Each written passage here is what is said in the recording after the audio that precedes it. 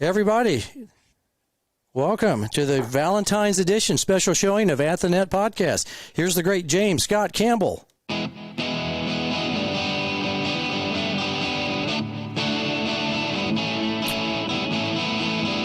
Hello, you are At the Net, and welcome friends to another episode of the At the Net podcast, powered by Tex-Mex Productions. Working the soundboards in the back of the house are our producers, D-Mac and Dave the Brain. Time to say hello to your hosts, Craig Bell and AJ Shabria, as they're about to take us through 3 sets of tennis, talking life and all the news as it seems to them. Ladies and gentlemen, Craig Bell. All right. Thanks to our At the Net podcast girl, that would be the great Margot Carter.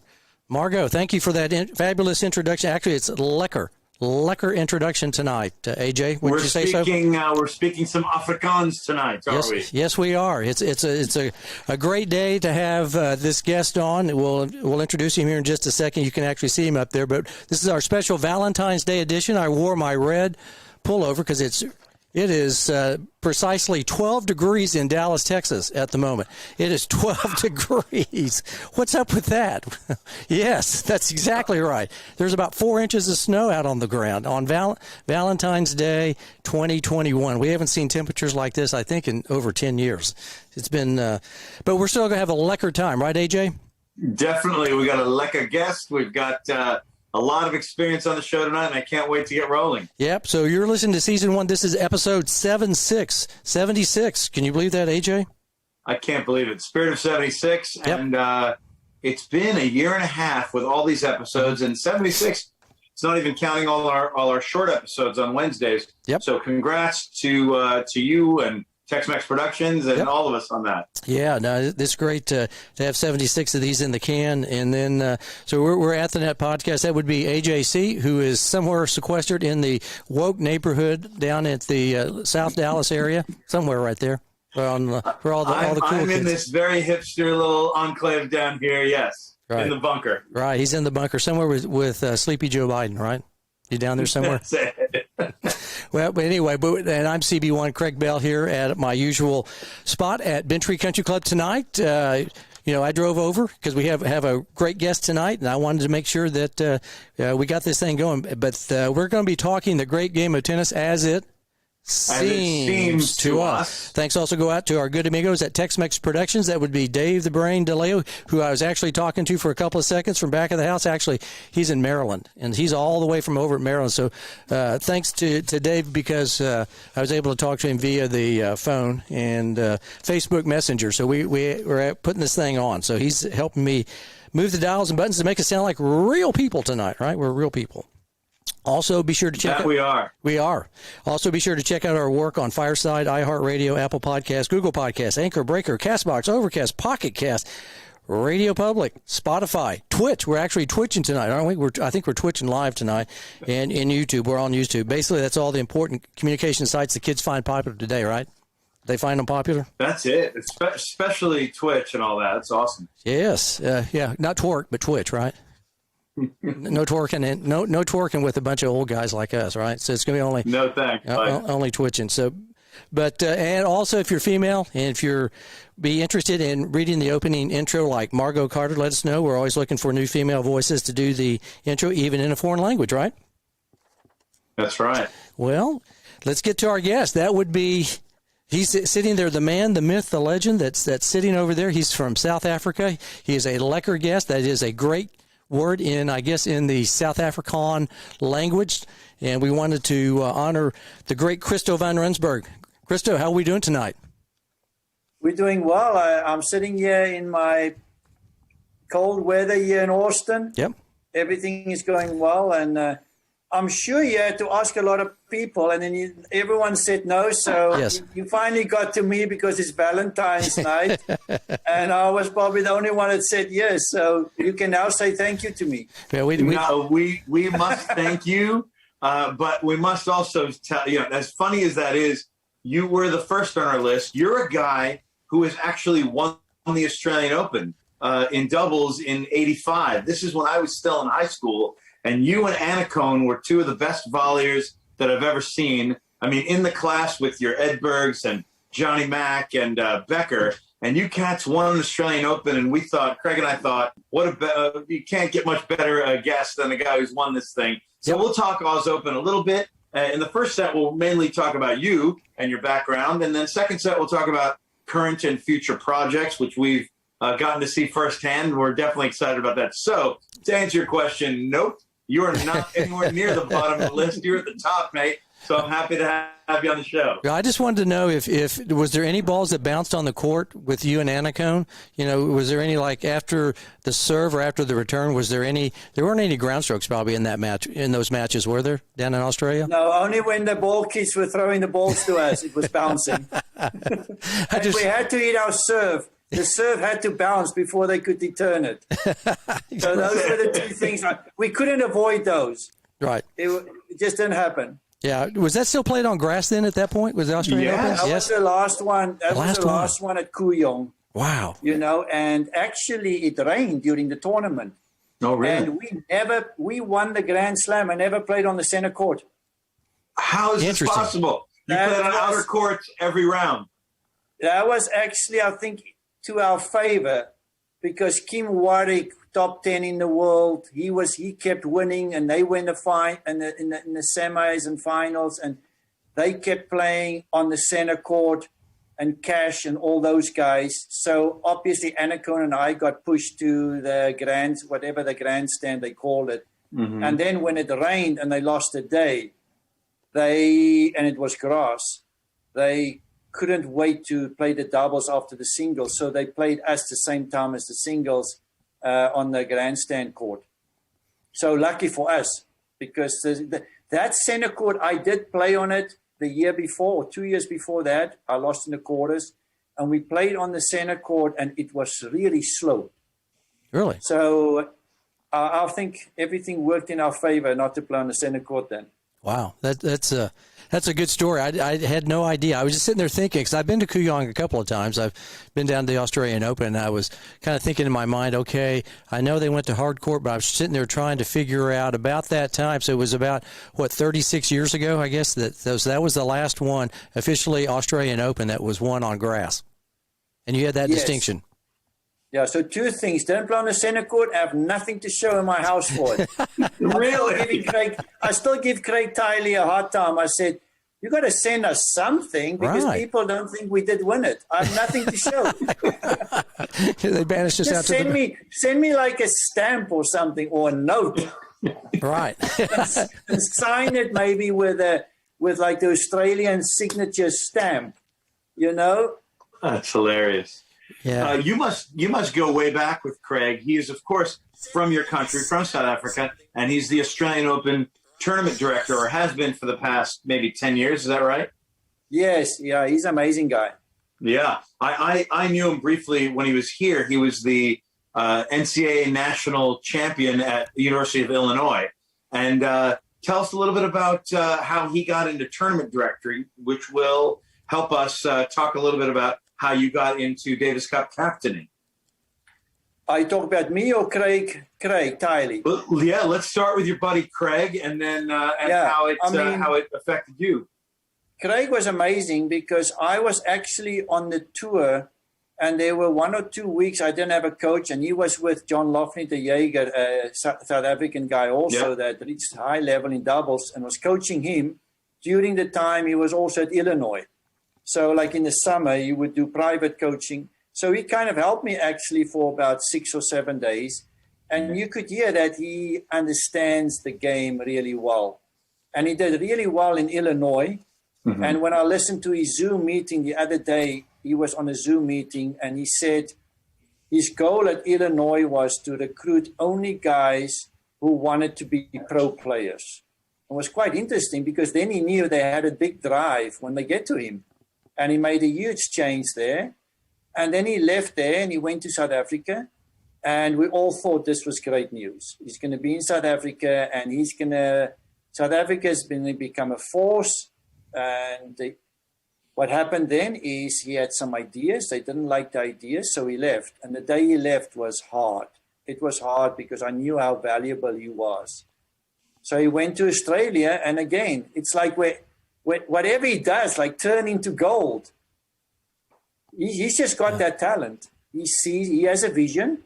I'm sure he's made mistakes, but he learns from it and he goes on. And everyone kind of want to always see what he's up to doing.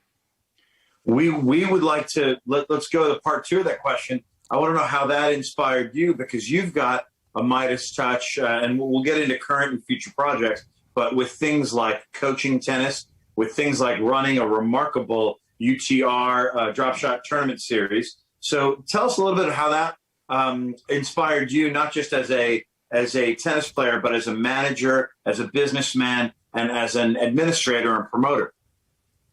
I think there was always in the back of my mind, I always thought it'll be nice to make an impact and change someone's life. Because when we looked at it, I stopped for 2 months. I wasn't going to play tennis at all. I was only ranked 21 in South Africa under 18.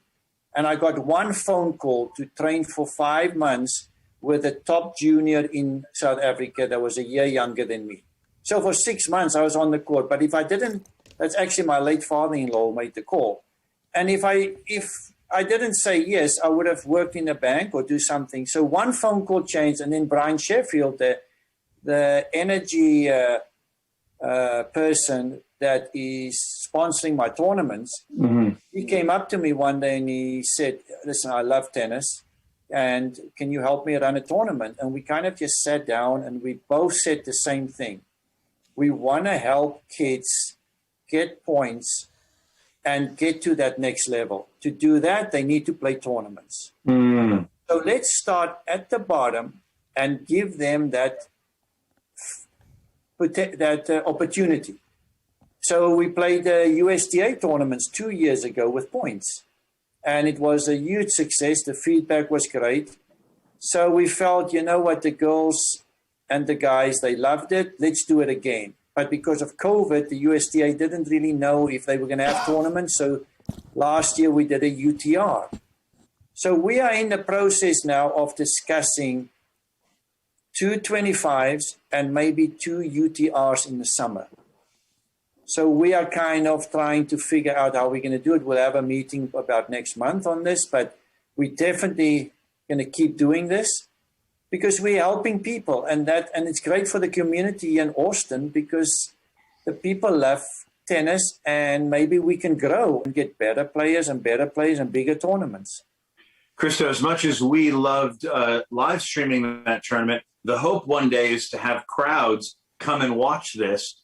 In Austin, Texas, you have a very, very strong University of Texas team. Not too far as Baylor, not too far as Texas A&M. All three of those teams feature in the top 10 of the NCAA, at least in men's tennis. But to have crowds at a tournament like what you're running and give some of these boys and girls, young men and women who want to play pro tennis, but they're just in college or they're just kind of coming out of college. And ITF has changed a few things about the pro tournament structure. So there's a massive future in what you're doing. What's the tone of these Zooms? I want our listeners to figure out what it's like to be at the groundswell, on the ground floor of this huge thing that's coming. Who's the Zoom? You, Sheffield, who, like UTR people or USTA? I'm not following you. Who's the what? Sorry, who is on the Zooms when you are planning the future of this? At this stage, it's more the drop shot team. I see. Because we keep discussing what is our goal. What are we trying to achieve? Do we trying to have more tournaments and more people can get to play? Do we want to raise the level for the tournament prize money in the point situation so we can get professionals coming also to play with the college guys? Yeah. And then we have the UTRs where you're going to have some juniors coming to play with colleges. So you cover a broad area, and we want them to get familiar with the word drop shot. And so we made it into, we're calling it now the drop shot series. And, you know, so the goal would be that out of these tournaments, someone is going to get good because they have to start somewhere, just like we all had to start somewhere. But then there's a few level of tournaments in the drop shot series. So they can kind of play different levels if we have more tournaments. And maybe they go all the way to the top. And then one day they'll say, where did you start? Oh, I started in the Drop Shot Series tournament. Yeah. And it's because Brian Sheffield loves tennis. And when we sat in the meeting, he said, a lot of people help me. And I said the same with me. So let's go and help other kids. It's great. Let's go and do it. And I said, I'm in. So That's awesome. Is this kind of like the sugar circuit from South Africa that I've heard about? I've heard. Yeah, but it's not as windy here as it was there.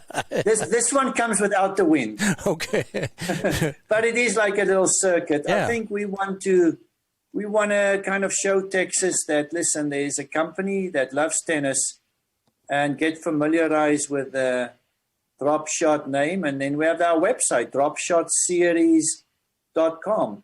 And there we're going to post always, the tournaments and pictures and stuff, and make these people feel important when they play our tournament. Yeah, no, it's. I'm positive that's what you did. Because the players were raving about not just the host, which is you, the tournament director, the host site, and what it was like, and the coverage and all that. So I'm very proud and impressed. Craig, let's get into the meat of the first set. Should we talk a little bit about Christo's background as a young man in South Africa? Where did you grow up, Christo? Yeah. In South Africa, next to my mom and my dad. I came from the southern part of South Africa, and where I come from, it was so windy that actually helped me later on. Yeah. Because later on the tour, it was kind of, I felt really comfortable playing in the wind. So that helped me, because if you're good in the wind, there's already 75% of people in the draw you don't have to worry about, because they either can't play in the wind or they're going to tap out. So I always wonder when I look at people who can't play in the wind, but they want to make it. And I'm kind of mind-blowing for me and think, you want to make it, but if it's a 32 draw, there are 32 good players. If it's windy, there's 8 players you have to worry about. So why are you getting mad if you can't play in the wind or something? So anyway, I was brought up there and just played juniors. I wasn't that good. I was, like I said, under 14 was probably the best. I was ranked 7th in South Africa. But then nothing after that. And at the end of under 18, finished at 21 in South Africa. Mm-hmm. So my junior career really was non-existent. And when I talk to colleges now about kids, and they ask me, you know what, is this kid like you were in South Africa? I said, I was only 21. And they look at me and said, you know what, Will never would have even chat with you about a college sponsorship or scholarship. You weren't even on the radar, man. So things have changed, but South Africa is good for me. Yeah, no question. The wind. Who got you started? Was it your parents? Yeah, my parents were probably, in America terms, 3.5, 4.0 level. So, I was just kind of brought up next to them on the court. Yeah. And there was a lot of social tennis, and weekends you would play for your club. And if you're good enough, you would play with adults while you were in school. And then they had some clinics. So it's sad now when you go. I think it's changing now again, but I remember 5 years ago I was at the courts that I used to play and where my dad used to play and my mom. And wow, it was hard to see nothing happening there anymore. So hopefully it will change. I hope so. What's the name of the town that you grew up in? Uitenhage. Uitenhage. Uitenhage, and it sounds very Dutch to me. You must have spoken Dutch or Afrikaans and second language English, maybe? Yeah, because in South Africa, you pick what school you go to. If you go to Afrikaans-speaking school, you do all your language, everything, math, science, accountancy, everything is done in Afrikaans. Uh-huh. And 35-minute per day was English. And you don't say a word because you can't speak it unless a teacher says, Christo, what's the answer? And I'm like, oh. So I don't really speak English. I still don't speak it well. I speak so much that hopefully you forget all the mistakes I make. That's great. Way too humble, man. So if your parents were 3.540, that's, average to maybe slightly above average club players. What was it, siblings? Was it what inspired you to get to the national rankings? Like you said, top 10 in the 14 and unders. I think because I was brought up, I played 3 different sports. Rugby. All the time, yeah. I played rugby, I played cricket, and I played tennis. So tennis was like 3 days a week, cricket 2 days a week, and rugby 2 days a week. So you fit all that in, and sometimes you double up. Because South Africa was good for sport because you get out of school at 1:45.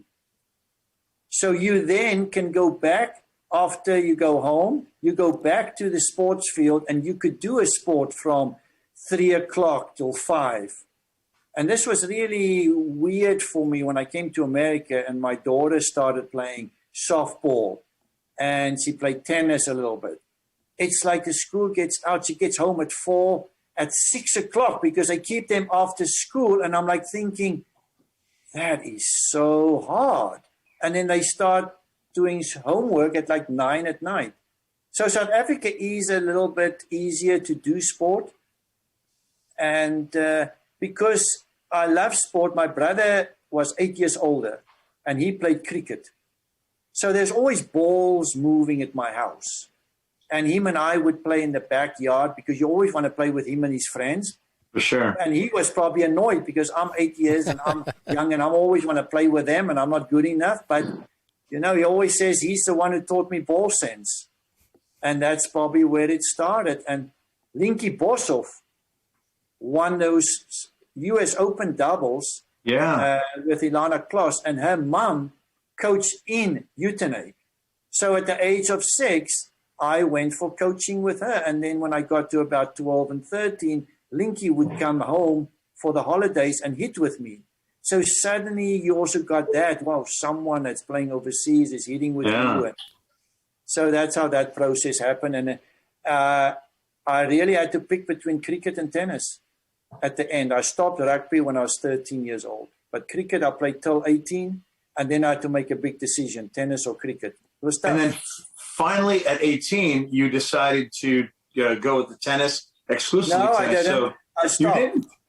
Remember, I was 21. Yeah. And I decided to go to the army. In South Africa, you had to either go to college. And what was the system there is if your marks were not good enough in high school, you were not allowed to go to college. So military. You have to go to the army. So you have a choice. You either then, if you can go to college, you go, or you do your army and then you go to college afterwards. But because I didn't know what to go and study, I said, okay. I applied for a job in the bank and one in the railway offices. And I got a job and I got my suits and everything. I was going to go next week. And then my father-in-law found out because I'm married into this tennis family. I mean, my wife and her sister and her brother, all 2 years apart, number one in South Africa, all of them. They were an amazing family. And they had a court and he says, why don't you come and stay with us for 6 months? Because I was done in November and I only go to the army 1st of July. So my parents says, they kind of realized I wanted to really do this. So they sent me up. It was hard. First time I ever left the house for like 6 months. So there I'm with them at the house. The kids are in school. I'm on a ball machine every day. And in the afternoon, I play with the kids when they come out of high school. So suddenly being 6-7 hours on the court, just hitting balls, it was amazing how that changed my life. And then play tournaments there on weekends, and that's how it kind of started. And I started playing better and better and better. Did your parents? That sounds amazing. These days, I'm thinking as a coach rather than just as a guy doing an interview with you. As a coach, we see sooner and sooner parents and coaches recommend specializing in one sport, whether it's soccer or softball or rugby, cricket, or tennis. And it's almost like you're under this pressure to specialize early. And here's you. I was thinking you were specializing at 18. You were finally specializing in tennis at 21, and it was a lot of reps on your own. Did you have a coach helping you with technique or fitness, Or, I mean, you're already a pretty fit guy and a very lean guy, but well, how did you do it? Who mentored you? I think what the way I was wired from a young age is that I was always disciplined. Like I always wanted to do as much of something as I can, as well as I can. Wow. So for me, it was never, I'll tell you, for instance, in school, I never studied out of the book they gave me. I rewrote all the notes in colors and stuff. And that'll be the book that I'm studying for the exams. And I think I had an inner drive of what, and I still have it. It's sometimes not a good thing because my dad was a perfectionist and I was a perfectionist, and I have this thing up in my wall in the other room is, I think it goes something like, if you try to do everything perfect, you're going to miss the opportunity to do other things also that might come up to help you because you spend so much time on trying to do something. But it's just in my blood.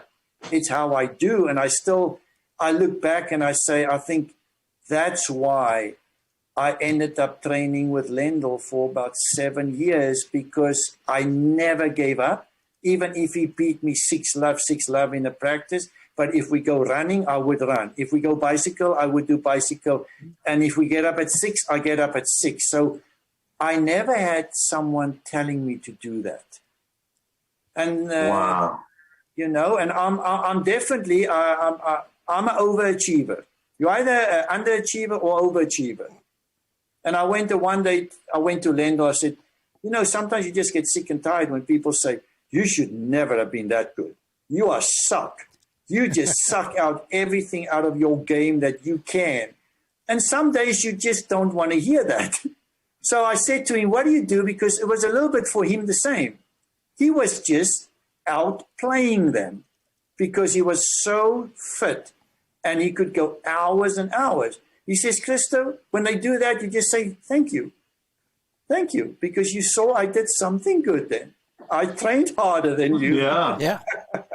That's great. Christo, you're reminding me of when John McEnroe said of Lendl, he said, I've got more talent in my little finger than that guy Ivan Lendl has in his whole body. And I assume that's one of the comments, right? That's one of the comments that Lendl would just say, hey, thank you. And Lendl has more slams even than McEnroe if you talk singles. Tell us a little bit about when you said you outworked people and you were highly disciplined. I of course, believe that, but I also have seen you play, and you're a ridiculously good volleyer, half volleyer, and the way you return. What did you do to become better at probably two of the most important strokes, returning serve and serve?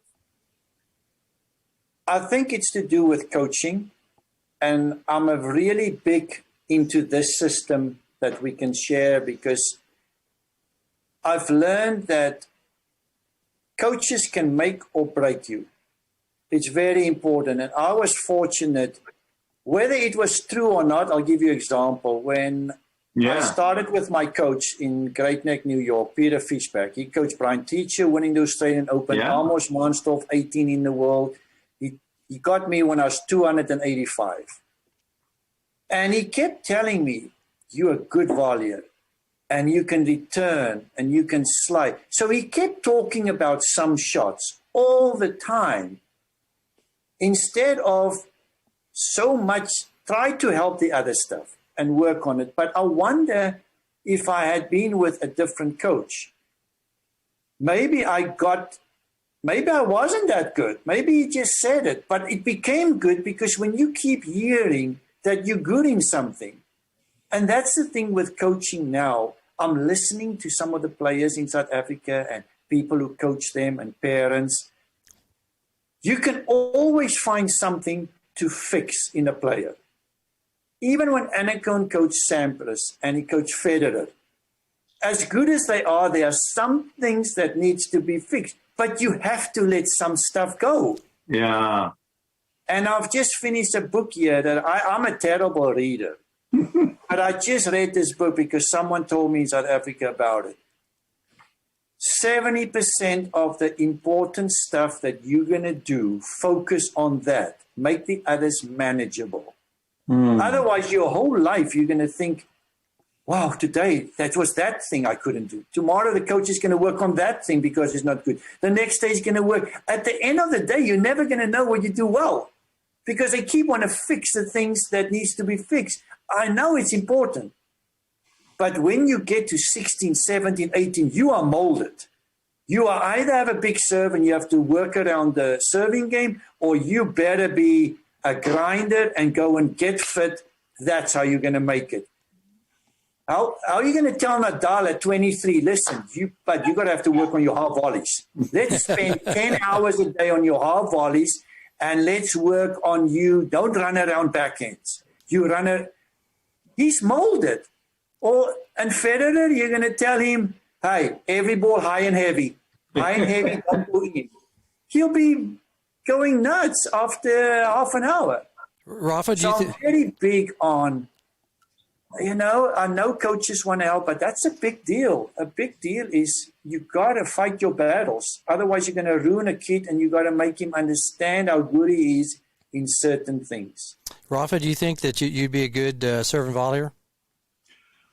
I very, very much enjoy Christo's viewpoint that Roger should get high and heavy, no? I would love that all day, no? I'm going to beat him in straight sets, no?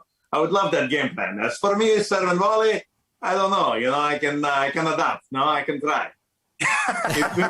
Maybe if Christo can help me. No. There's still hope. There's still hope for you, Rafa. Very impressive. Yes. Very impressive. Thumbs up. Hey, you got a thumbs up from the Davis Cup captain. Maybe you can go down and talk to the boys and say, hey, when they're playing Spain, you can fire them up. Like, I don't know, we're not so good. Spain.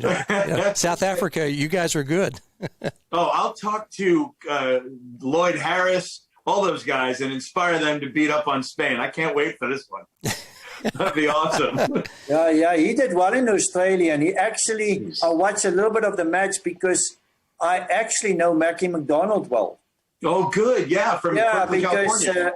My friend from that year, Swedish guy, Jonas Lindblad, coached him his whole junior life. So he would come here sometimes, and there was about 2 or 3 times we were on the same court. And then about 5 years ago, we were in Los Angeles, and him and I had some lunch and stuff. So I know him very well, and I like his game. And shame, he got injured last year. I think he torn a hamstring or something, or calf.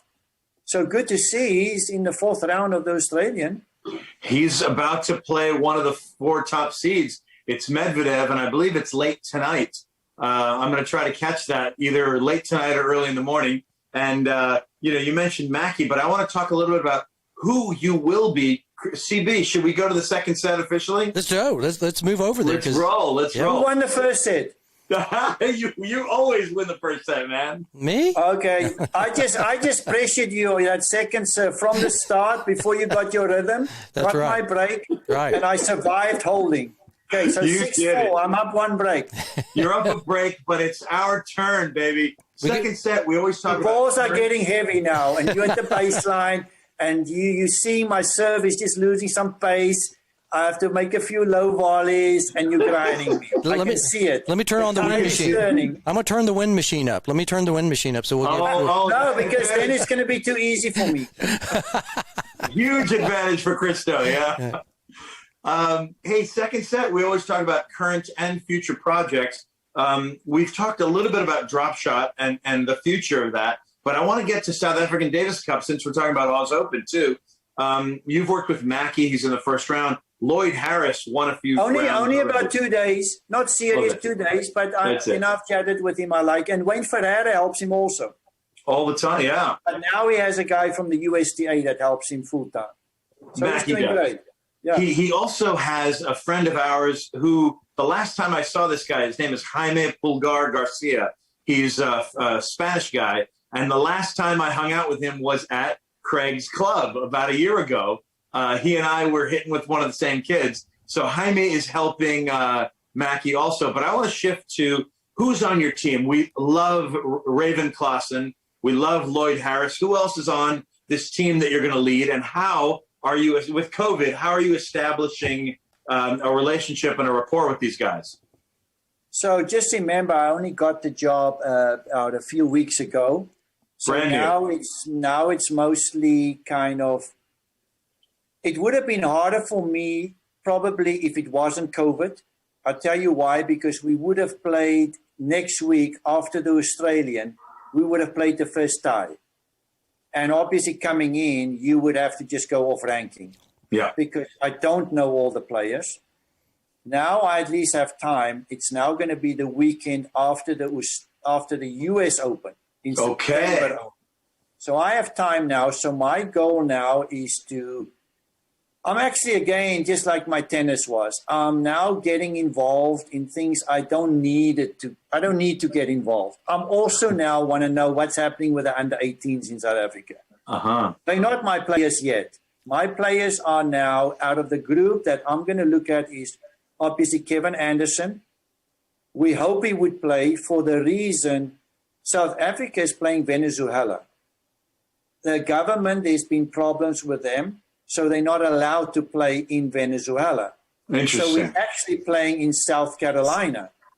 Over here in the US. I was hoping to bring it to Austin. Yeah. Because then you guys can stream it back to South Africa. It would have been awesome. But we're not the home team. Yeah. And I think because of COVID, they've picked that facility.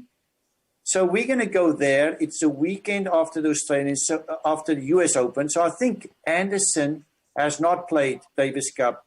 I don't even think he has played ever. I'm not sure. Because it's always 1 week. They've got to fly all over the week to go and play. And there's not enough money also in the division South Africa's in. So I hope he will be available. And then you would assume that you hope that Lloyd Harris.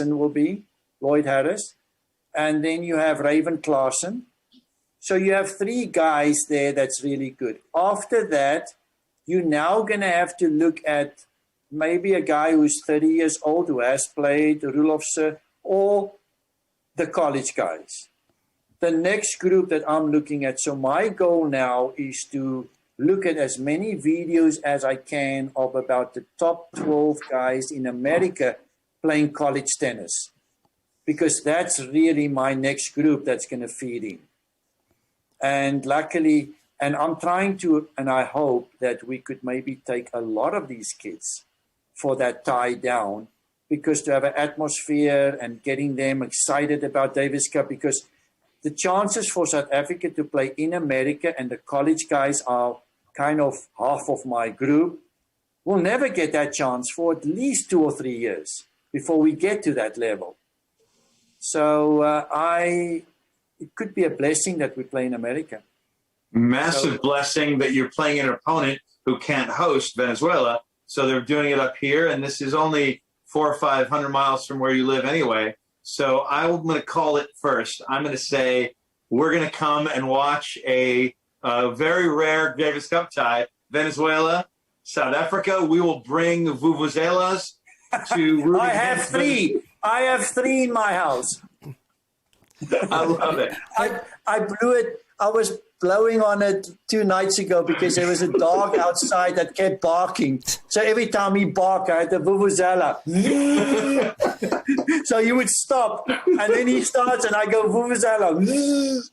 That thing makes a noise, man. I love it. I might have to bring it down here. I just got a note from Kevin Kern. He's wondering if he could play on your team. Can he come out of retirement? You know what? Maybe with his experience and his slice, he could intimidate the people, maybe. Maybe I should call him. He might pull a hamstring. Hopefully he's good for 1 set. Maybe a couple of games. Maybe like wrestling, you can tag in, tag out. He can just serve. You can just have him there for serve. Kind of like the designated hitter in baseball. You can have the designated server, Kevin Kern, come in and serve a little bit, right? Yeah. Yeah, he was amazing. I mean, if I look back at those good days at Wimbledon, because obviously we were all together. And I remember it was really sad, the one day when he lost to Ivanisevic in 5 sets. And at night I went to the apartment and we just there together, and he's full of ice. And he says to me, he calls me Hoti. He says, Hoti, this is the biggest serve that I have faced. This guy has a serve. It is just tough. And he's played a lot of guys, and we're just sitting there because, he's down, and tomorrow we're all going and flying all over the place. I was out already. And I think that was like a round of 16s for him. And we're just listening. But you're taking it in. Here's a guy who already went to the finals. So you're just sitting and listening to them. And yeah, he was great. He had an amazing serve and a slice. Oh, amazing. And Kevin knows what he's talking about. He has played Boris Becker on grass. And even after that, he is feeling like Goran had a bigger, better serve. He just said this thing was moving. Oh. And I remember I played big service too.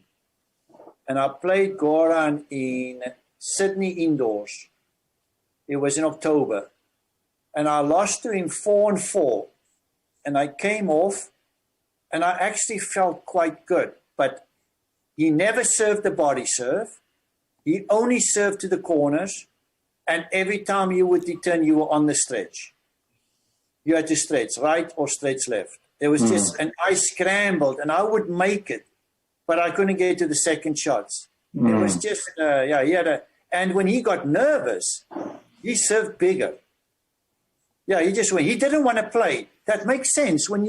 I still can't figure out when people get nervous and they have a big serve, they just put the serve in. That means you want to play, but you're so scared. Why don't you just go for the ace rather? Yeah. So some things is always from a coaching perspective or watching people play. You just watch and you kind of think, I wonder why they do that. Yeah. They must have a reason. They must. It sounds so opposite to me, but if we can delve into the mind, a deep mind of a great coach like you, a great player and great coach like you, sometimes coaches, and Craig and I see this at the developmental levels and the college levels of coaching, where when somebody has something about them that's a little different or a little crazy, let's say under pressure, Goran goes for more because he doesn't want to play, and it ends up making sense. And that guy was top 10 in the world for many, many years and won a slam. There are so many coaches who do the opposite, who say, look, you got to grind more, man. Or, you take a thoroughbred like Goran and you tell him, you got to hit 3 balls. You got to hit 4 balls. How do you feel about that? And what do you do as a coach yourself? It's killing me. It's killing me. It's killing me when, now listen, I don't know everything. Yeah, of course. But I'm sure I'm studying now, and I talk to a lot of people, and I'm learning, and I talk to people, psychiatrists, sports psychologists. Psychologists. Talking to them, and I sat in seminars in how the brain not digest. If you give the brain new information, how does it process it? Yeah. So now, like we say again, we talked about a little bit earlier, is don't clone someone. You cannot make someone do something, especially when they get to college level already, because they're going to keep going back when they're nervous in what is comfortable. So somehow you need to have a very good system or explain it to them why they need to buy into it. I talked to Anacone about this. Oh, good. Day, and he said to me, he says, Christo, there's a lot of coaches that understand the game. He says it's all about the communication. How do you explain it? Then I took that and I said that because I'm a storyteller. When I now explain to my people, I tell them right away, listen, I'm going to tell you a little story about this. Yeah. You can then decide how you want the story to end or where you'll change it. Because I've learned that if you can plant a image in the player's head of what you're trying him to do, then he can see it and he uses the right side of the brain. So I like that situation. And I then live by this rule. If I'm going to coach someone and they cannot do what I ask them, because how many times, maybe you've done it, I probably have done it too until I learned this. After 3 or 6 months, you just say, I've told that guy, or someone sits next to you, I told him 6 months already, we can't do it, and he still does it. I'm now living my life like this. If they can't do what you want them to do, that you either did not explain it correct, or you ask them to do something that they just cannot do. So it's your fault. Mm-hmm. And I think if you have that attitude, I think you can get far in coaching, because that means like you keep wanting to make the kid, you want him to believe that he can do something, you want him to, and you want to teach him something that can work, instead of, telling the kid how good you were and you should be able to do this. Everyone can't. I mean, Lendl couldn't do stuff that McEnroe did. So I'm a really big believer in trying to explain it to them in a way they can understand, and let go of the stuff that's not going to make the guy a lot of points. In my time, I could only play serve volley. I mean, listen, I couldn't play at the back. The hardest thing for me to do in my career, my coach says, okay, you're going to do me a deal. You're going to play 1 point a game from the back. Do that for me. And I was praying that I could win the first point of the game, because then I can go and play from the back, because I know it's 15 all. I will never win that point. But what it did is it made my net game better, just by playing one at the back. And then if I ended up being in the back at 5 all in a tiebreaker or 2 all in a tiebreaker, it didn't feel weird. But you were going to tell me to change my game and play 2 points from the back? You're killing me. That's too much. So you have to find out what your player does well, and that's important.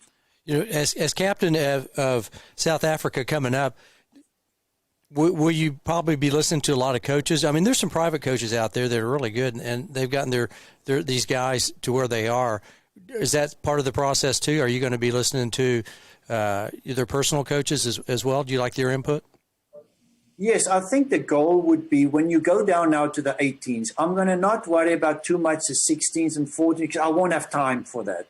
But the structure I want to bring in the under 18s is, the structure we can talk about later if we have time, but I want to talk to the parents. You have to talk to under 18 kids. You have to talk to the father or the mother.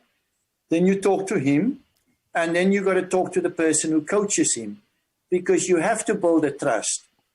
That's the biggest thing we have to do first, is that they feel that if the kid is going to be with me for 2 or 3 days, or maybe at a camp, if I do a camp, that they know how I coach and what because I want to just check what they do. I want to get an idea what the kid wants to do.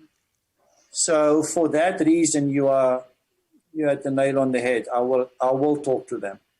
That's awesome. Who will you lean on? You yourself are a remarkable expert, and we all look up to you. But who will be your assistant coach or captain, and who do you lean on offline? Like maybe it's Anacone, maybe it's Creek, or somebody you played with. Well, there's probably 2 questions here. I'm going to break it up.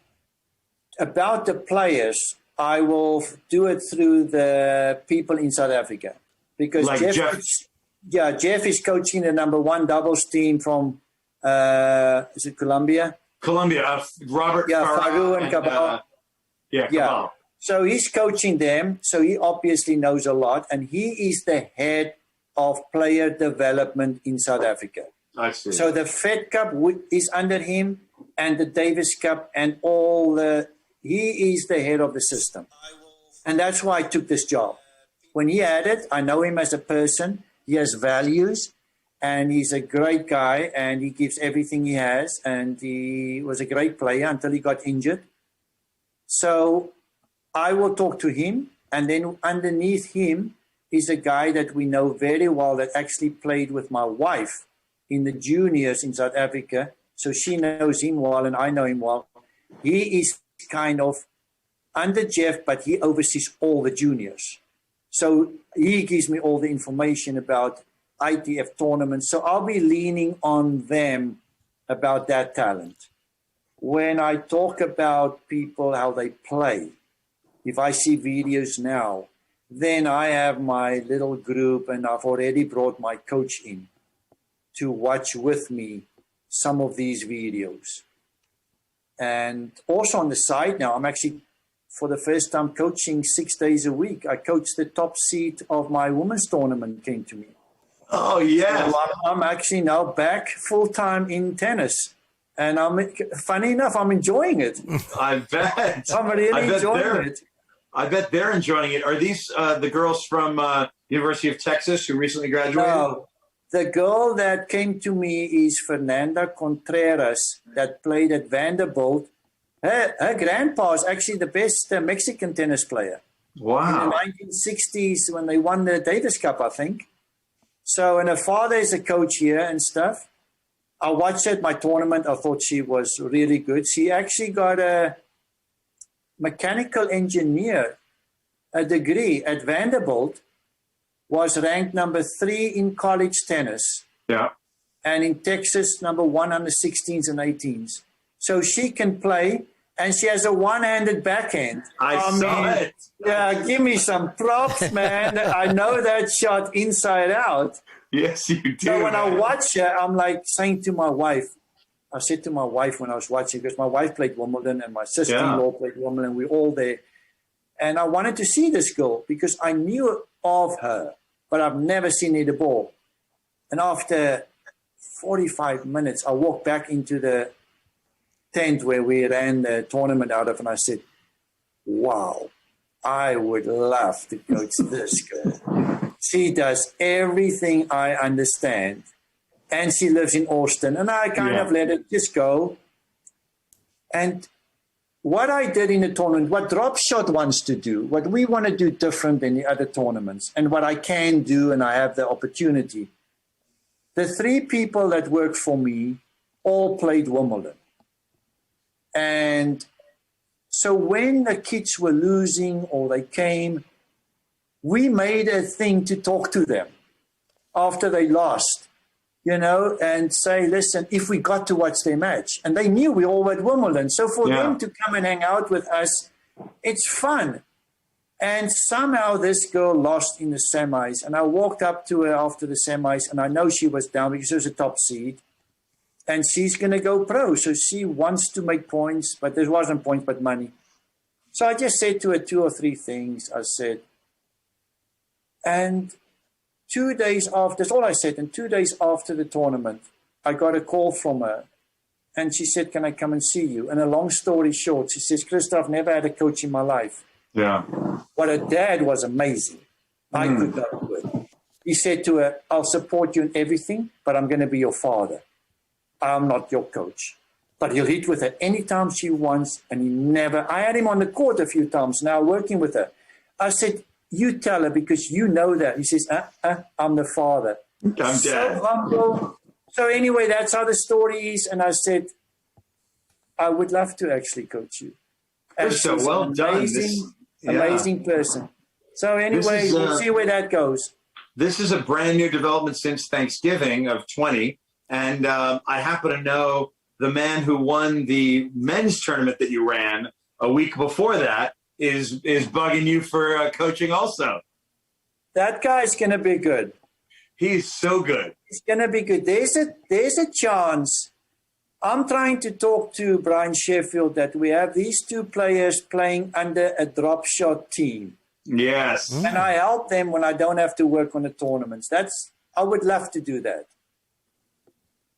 Then we could have 2 people in 2022 in the Grand Slams. That would be pretty cool. That's awesome. Oh, yeah. That would be pretty cool. But listen, I had a lot of great players.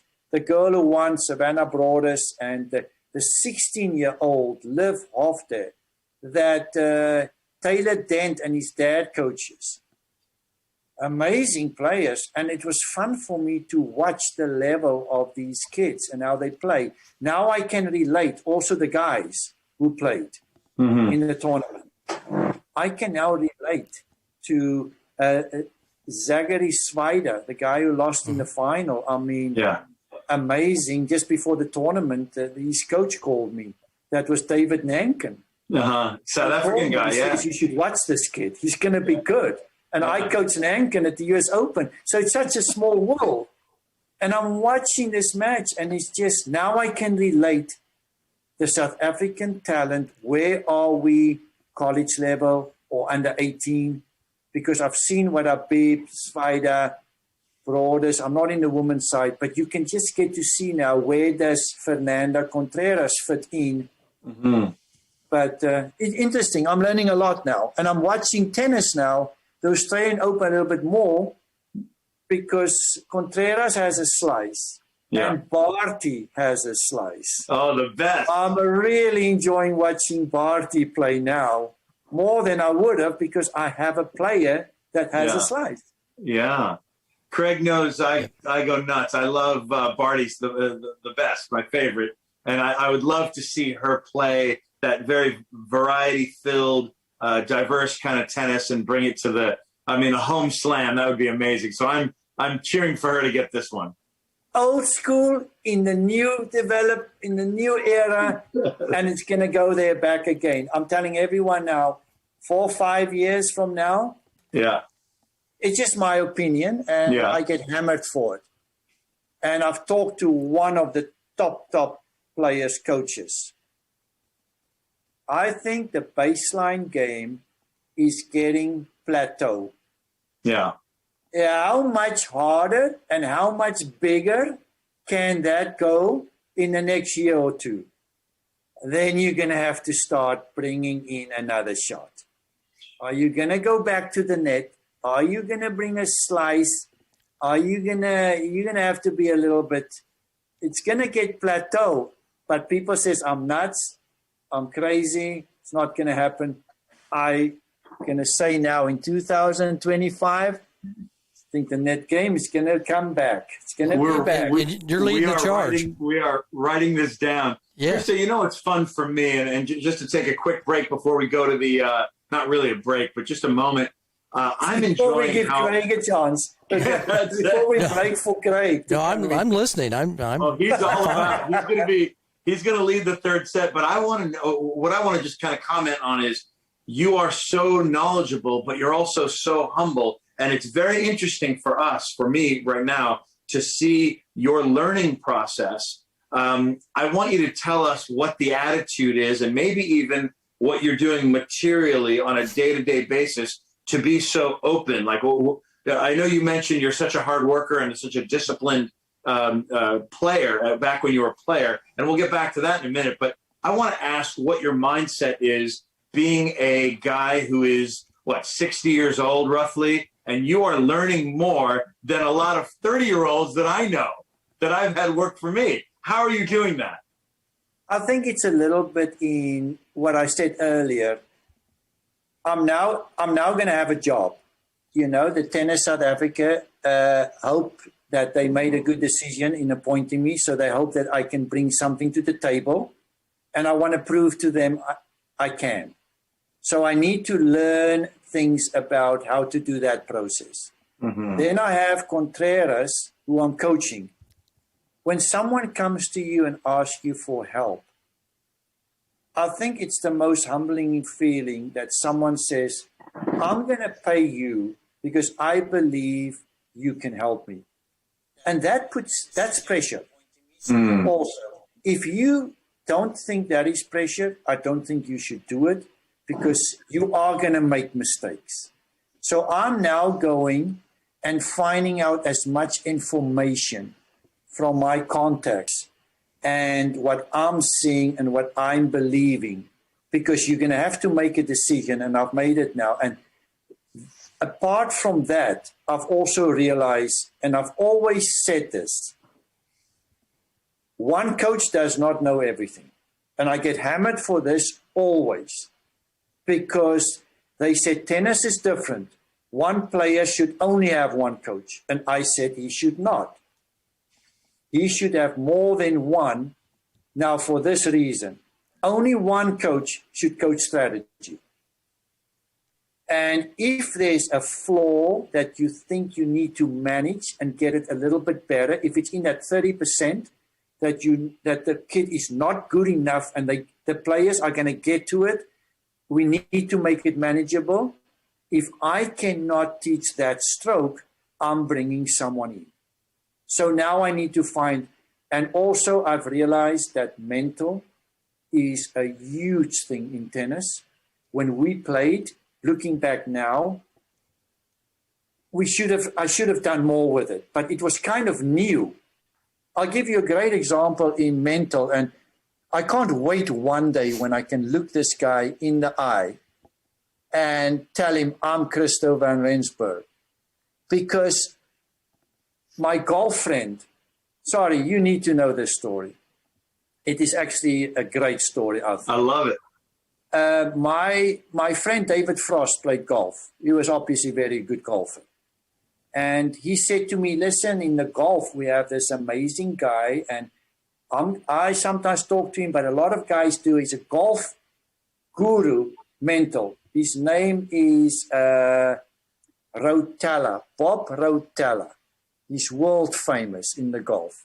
I have no clue who he is, but they said he's amazing. So David Frost says, you should call him. So I called him, and he expected my call, and he was so humble, this guy. He says to me, Christo, we've never met. I've never seen him. I need to go and check pictures and see how this guy looks, because I can walk past and one knows him. He says, Christo, I've never worked with anyone on the tennis court. No one. But this kind of can be interesting for me. So we did about 10 days. We worked. And I called him back. He didn't pick up. I said to his wife, I said, can you pass him this message, please? 2 days ago, I beat Lendl, and today I beat Becker. Can you please forward that message to him? I think he would like to hear that. Wow. And I got really, it was just amazing. And then I stopped. That was it. At that stage, you had a fitness guy, then you know, entourage was just not, well, it was just not in my blood. You kind of say, okay, tennis coach, biggest mistake I made in my life. But he never did anything in tennis. So I want to go walk up to him one day if I get to meet him and say, yeah, I'm Christo Van Rensberg. This is what we did. Craig Bell. So it was so mental. So mental, I'm bringing now the top mental coach from South Africa. I got to know him, and I said to him, I want you to help my players. So Contreras is going to start with him. So we have these contacts, and we want to use it. And I think that I want to build a team. I don't think a team, one person should not be a team. No. It's not going to work. Well, I number one, that was a very entertaining story. Number two, Craig, we need to get Bob Rotella on the show one day. Yeah. Maybe you won't remember me, and then it's backfire. I doubt that. But that was an amazing story. That was awesome. And, you know, it actually ties into one of the questions that I had deep into my second or third page, where I'm thinking, when I've seen you play live, granted, you're about 10 years older than I am, so I was a pretty decent ranked junior in 14s, 16s, and 18s, and I was very fortunate to live kind of near New York, where I got to see the U.S. Open a lot. So I've seen you, I think I've seen you lose to Sampras at the Open. I've read about you beating Pete on grass over in England. Obviously, you've beaten Lendl, you've beaten Becker. I also remember you using the racket that Becker used and using the clothing that Lendl used. What's that like for Lendl, seeing a guy beat him, but he's wearing my IL shirt? Or like Becker is thinking, okay, he's got my Puma and he's beating me. What the hell? Tell us about that. You know what? You got to mix with these people that are good. You got to eat what they do. You got to wear what they wear. And you got to think you are them. You are what you think you. How does it go? You are who you think you can be, or something like that. There's a saying like this. Wait. The mental coach. Oh, Here's good. my book. Here's my book. I actually have this. Where is this line? He always says this to me when I call him at home. Yeah. Hold on. This is actually a good thing. This one. As I think I am. Right. So I'm going to think I'm Lendl when I wear his clothes, or I can serve and play like Becker when I use his racket. So maybe that's what it was. I love it. Well done. Hey, Christo, let's move into the last phase of the second set. Any other? What's the score? Are we even? It's 6-all. We're going to the tiebreaker. but we're going to win this set because we have to go 3 because I can't wait for Craig's third set. It's going to be so funny. But you got to tell us, number one, I think the audio was fading a little bit when you were telling everybody your new website, Series.com. dropshotseries.com. That's how people get a hold of you and see what you're up to and see what's on the horizon for drop shot tournaments. And there's a great video on the homepage that I want them to go look. Sergio Garcia, 2017 Masters golf champion with a green jacket, played his first pro tennis tournament ever in the one we hosted. I love it. And I videotaped his whole match and I edited. It's on the homepage. Go and look at it and then let us know if you think Sergio Garcia is a better tennis player than Nadal is a golfer. Amazing. We need to know. We need to know this. I believe it was almost the same week that Nadal, who's obviously known for 20 slams in tennis, played a pro golf tournament in Spain. The same time, Sergio Garcia is playing a pro tennis tournament in Texas. He did. So that video is on YouTube, but you can get it through the Drop Shot series. And it's cool. I mean, listen, I went to go and look how Nadal played golf. And I think the golfers would like to know how Sergio plays tennis. Plays tennis. And That's he's a great amazing. guy, you know. He came to the tournament, and I got to meet him the day before the match. And he never demanded anything. He just said, what time do I play? And, you know.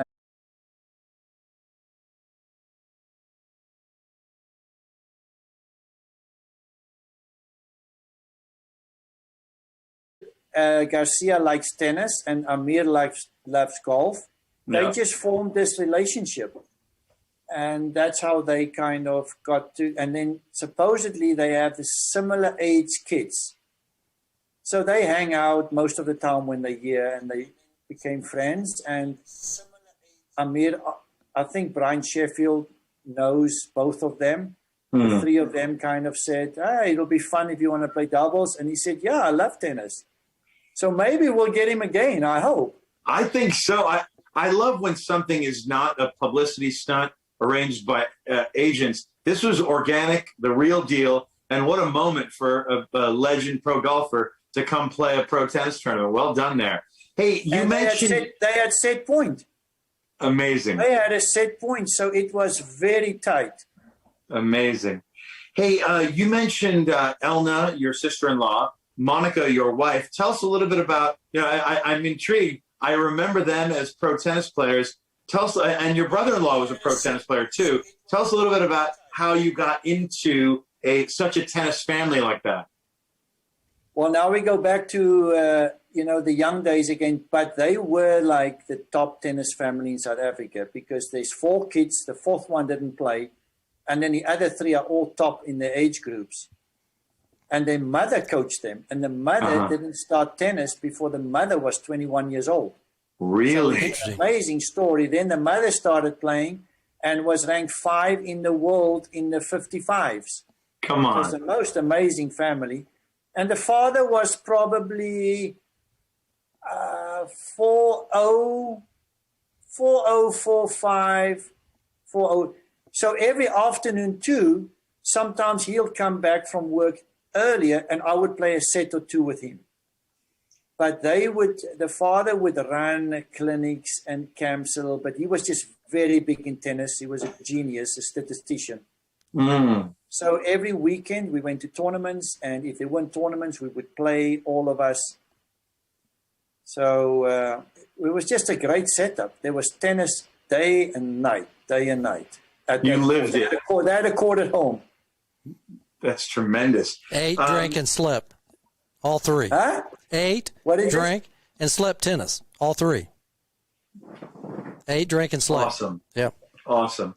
Christo, any other future projects? Do you have anything on the back burner or on the vision board way in the front? Any other future projects before we go 3 sets? I'm going to take it more baby steps, because I think the Davis Cup will kind of point me if there's something extra there. The tournaments are also pointing us, the more we like that, what is the next goal? You know, is the goal to stay? We'll always have these tournaments. Do we maybe want to see if we can have something where better players are coming? Not better, but highly ranked. Higher ranked, But most of the thing that I like, because we work so hard and we're building it, we learn as we go, and as we get good, we can improve on it or we can add. And that's how we were going to run Drop Shot, and so far it's working really well, because everything is still controllable.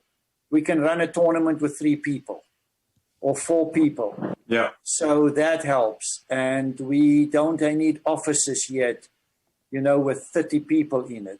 But now it's getting more and more. And if we're going to run 4 tournaments, and like last year, you know, we started with you guys. So now you deal with how does the system work where you have people watching live streaming and people listening to the radio and stuff. Because at the end of the day, we want to spread the news here in Texas that, you know, there's some tournaments here, and why don't we host it in Texas before it goes all over the rest of America? Because you also have to be careful. If you have too many, then everything gets diluted. Yeah. So when you can grab some tournaments and host it, at least you have some territory that you can control and have. Christo. And obviously now sponsors, you know, that comes with the other part. That's hard for me to do, but I'm learning about it, is to go and ask people for money. So what I've decided, in return, a lot of these companies give money to sponsor. And what happens? Luckily for Drop Shot, we can go and play tennis with the sponsors maybe every 2 months, and you have 3 or 4 Wimbledon players on the court with them. Unbelievable. I mean, they're not the people now, but at least we can that they might enjoy, instead of they don't get to talk to the people they give money to. They give money and they see there's their banner and they get free drinks. What can we give extra for a sponsor to come in? So that's another thing I'm trying to do. That's huge, and you've had some. You can play this for them too. Play the Wimbledon theme. That's my favorite song when I was a kid. Yeah. Christo, last question about not really sponsors, but you mentioned the higher level and the bigger picture tour players. Let's get back to Davis Cup for my last question on the second set. What is the new Davis Cup like? Because we are avid, crazy tennis guys and coaches and pros and huge fans, but we don't always know what's going on with the new Davis Cup. I realize COVID has changed everything, but so it seems like back in 19, when it was new, it's new again. What are you doing, and how are you going to have? Will you have only 1 match in September, and then you go to the world group? I am also part of learning that system, because I don't know. We're supposed to have it now, next week. And then if you qualify, then you play against losers from the top group in September. But now it's moved to September. I see. I don't know yet now. And I don't think anyone knows yet, because things are just getting moved. But somewhere they're going to have to make up a tie, you know, because they now missed the tie. So that's something too. And then also it's only 2 days now.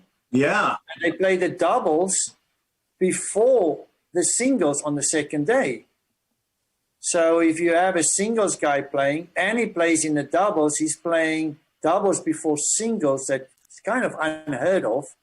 So you have to find out how you're going to pick your team and who's going to be your backup player if the first match. So there's probably a little bit of thinking. At least I have time, like I said. Yeah. I can call a few people for strategy advice. That is good. Good stuff. Well, Craig Bell, are we ready Yep. for a third set here? Yeah, let me get my notes together. I think we won the second set 7-6, 11-9 in the tiebreaker, so we're going to a third set, Christo, if that's okay. Yeah, it's just that stupid net cord that you hit that I couldn't get to. You know us. You know us Lucky very you. well. Lucky. Lucky. Just a second, let me see if I can. Something you should know, right? This song right here, in honor of the third set.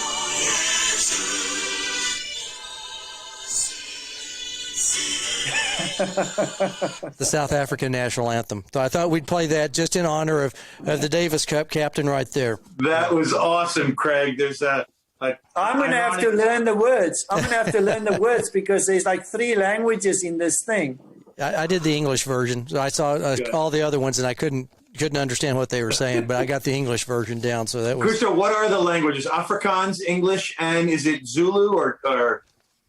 I remember when I was in school, there's Afrikaans, English, and 21 black languages. Wow. Now I don't know. So that's a history question that we might have to ask Google or Alexa, but I'm sure there's a lot. Yes. In those languages, can you pronounce that XHK sound? Yes, you can do it. He can do it. He's good at that. Was And in first time on the Afrikaans, show. you have to say, remember G in Afrikaans is hoe gaan dit? Ja, kom ons gaan. Like that, like the cheese, Gouda, right? We say Gouda in American, but it's Gouda. So I Yeah, think you're I have actually the- quite good. You're No, quite good okay, at there we languages. go. Gouda. There could be you a can future teach me. for you, radio maybe. Yeah, he's Because you're going to have to comb your hair when you go on Zoom or something. What hair? What hair? he needs to get his hat. Where's your hat? It's like a cricket team, 11 on the side. That's it. 11. Oh, there's his hat. There it is, right there. We have to get Christo. We're going to get Christo a hat Either for. give you a drop shot hat or a face hat, an F-Ace hat. I used to carry face. I love face. In your shop, I know. That little Smiley face. smile. Mm-hmm. And you know what I did, and it's just for Christo, is usually I used to put a Puma on my Becker red and blue racket, but just because of this guy, I put the 2 eyes and the smile on my last Puma. I have it somewhere over there. So if you come again, Yeah. I've got some of those rackets. Those Puma rackets had a screw in the handle, and you could make it longer or shorter. So you could play around with it. So we'll get them strung up, I'll do it. and we'll have some old gear, and we'll go retro. We'll go retro for 30 minutes. White balls. I love it. White balls. See if you can wear the same pants you had or shorts back in 1983, 84. That's it. And you I lose have. the point. If you go 3 rallies that hit the ground, you're done. You lose the point. You got to come to the net. There's only forward for me. You know what was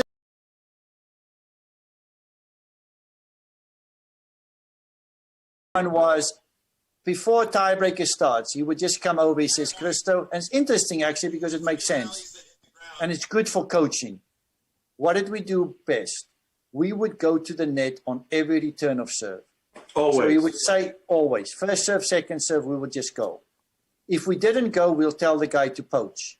So we'll stand back 1 step, make the return, and then we'll switch. So we know beforehand. We made our plans beforehand, and I still Okay. believe that's the best way to play tennis. Even So now. mind then has one thing to do. So he said, we're going to come in, we're going to stay aggressive. Whether we win or lose, we're going to play on our terms. It was the same message every time. And we'll just go. Even if it's 2 or 3 love, we'll keep going at them. Because that's what we did. Well, there was no confusion. And it was just a reminder, kind of sarcastically, I'll be at the net. Yeah. Don't let me wait for you. I don't want to wait for you to get there. Be there. Simple, clean game plan. We coaches, we use the word clarity a lot these days. And you understood that, clarity. You know, at that stage, you didn't know how it means. But now that you understand that the brain can only think about one thing at a time, Yeah. and making a decision is the best thing you can do, even if it's the worst decision, make one. And funny, my second coach I had, Warren Jakes, who coached Karen, Denton, and all from Australia. That was an amazing guy. He would always kind of point out when you miss something, he says, just make a decision. Just a little indecisive, very calm. Just looked a little indecisive. Make a decision. It's going to be okay. Make one. Funny. That's all he said. Make one. Awesome. Make one. Just go with it. Yeah, just go with it. But great advice. Well, that's in keeping with our third set theme. These are quick answers. Yep. Don't go too deep. Just make one. Make one, Christo. Third set. Craig Bell, here we go. First band you saw in concert. I'm nervous for these things. Go. First band you saw in concert. First band. Lionel Richie with Lendl, and we got backstage. Incredible. Really? Where was this at? Tell us a little bit more. Australia. Down at the Australian Open? No, I think this was, it's either there or it was in Sydney. It was one of those tournaments. That's too much answering. More than 2 words. Next. Volley. If you could hear a band, what band would you want to hear in concert? If you could, are you a concert guy? Are you a band guy? Yeah, I am actually. And my band was Journey. Journey. And if I would now stand in line, if I could listen to Journey again, but with Steve Perry. Right. Yeah. That's what I was going to ask. You have to be Steve Perry, the great Steve Perry. Well, the other guys also, I saw them both with the 2 newer guys.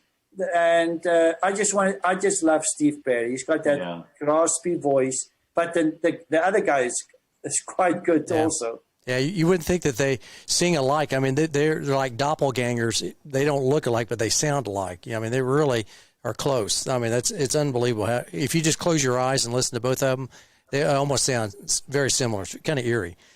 So I take it, is Journey your favorite band, or do you have another band that might be your favorite, or is just Journey your favorite? Well, the newer version is probably Imagine Dragons. Mm-hmm.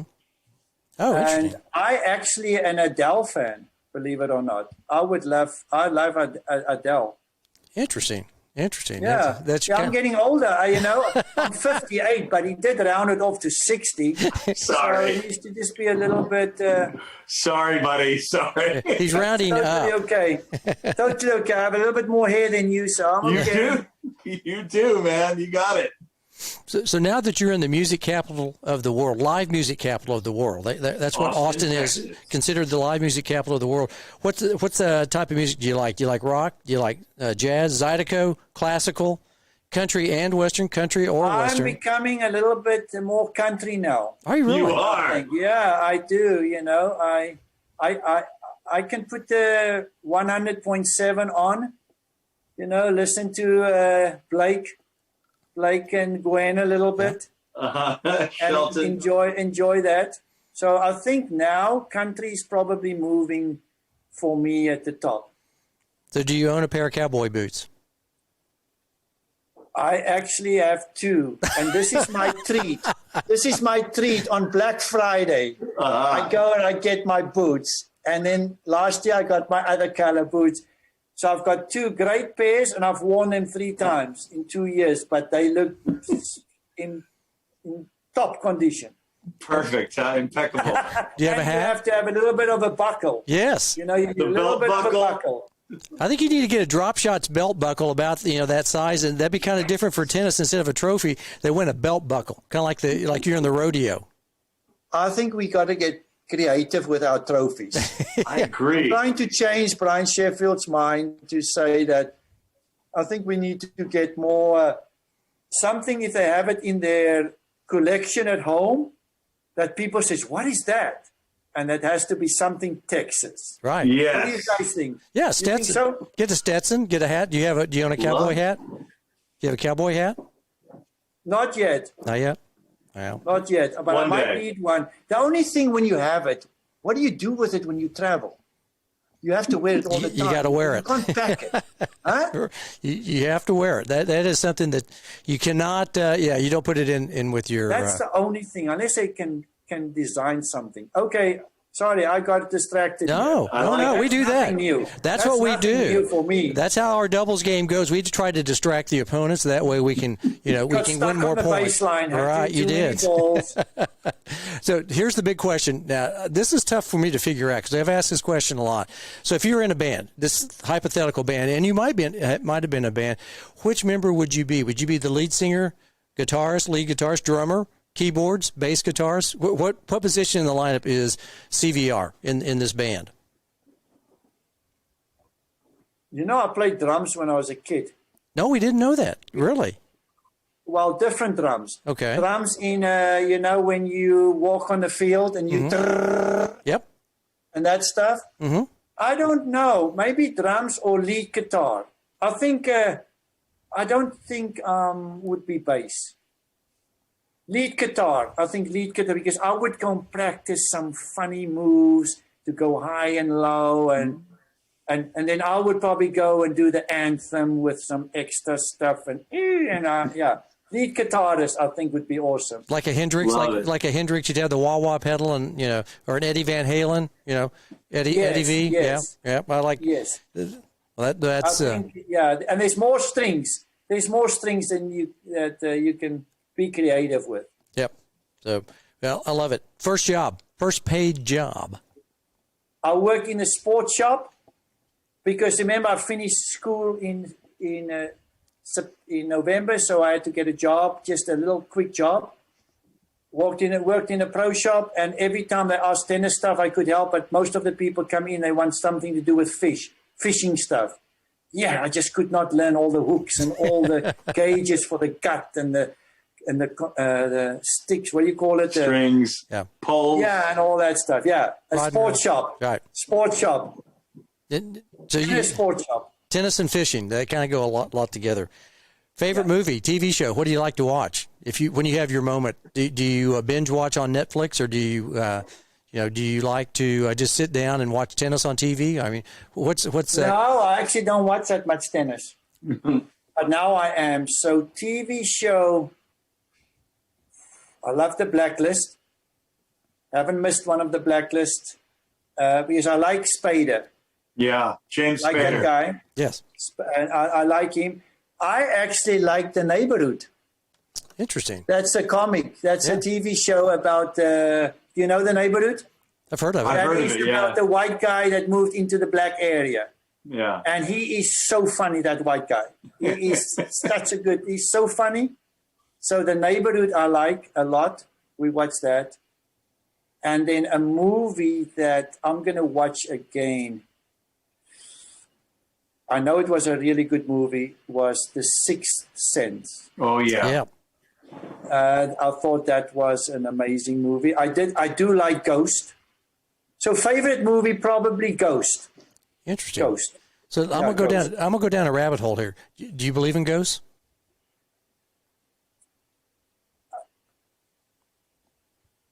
I believe that you can see. This is a topic for something else. Well, we have talked about this with others. I don't think it's ghost. Okay. I think it is you vibrate. I can go very deep on this. I like think it. that time you vibrate in a lower frequency and you actually can see other people that are dead. Interesting. Yeah. No, I think Christo, tell us This more. is deep. This is deep. Yeah. Tell us more. How do you vibrate lower? And what do you do to get in I those don't states? know. I'll just tell you this. My mom passed away. Yeah. And this is some serious stuff. Okay, this is serious stuff. So I'll say two things for you, and don't crucify me. Just take it like it is. Of course, man. I know that, or I learned that people that are dead can communicate via electricity or something. So my mom passed away, and I didn't know she passed away because I knew she was in the hospital. She was going to go home. So I expected she's going to call me the afternoon from home or the next day.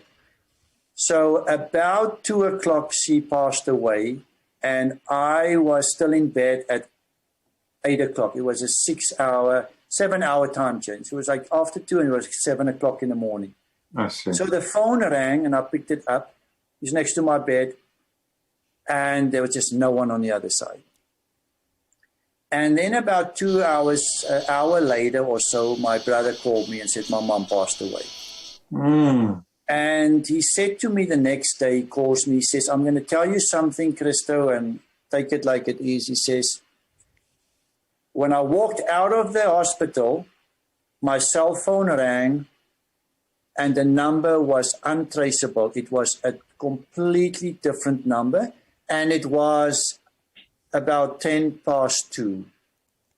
Same time. And I went right and I froze. And it was 10 past 7 my time also that I picked the phone up. So you can take this however you want. Yeah. You know, and then about 3 days later, I'm in the bed and I just jumped up because there's a lady just sitting right on my bed. So now you would say it's a ghost, but because I screamed so hard because I was scared, had I just been calm, I probably could have said, I wonder if it was my mom just coming to say goodbye or something. But it was right there, a lady sitting there. Now, if it was a ghost or something, but I was so shocked. And Monica, what are you doing? And I said, there's a ghost. And we kind of thought. So those are my 2 experiences. So I believe in some stuff, but you can take that however you want. You might not get people for your next podcast anymore, but that was very strange. Yeah. Not strange, but that 10 past 7 was 10 past 2, and she passed away just after 2 o'clock. So that was quite...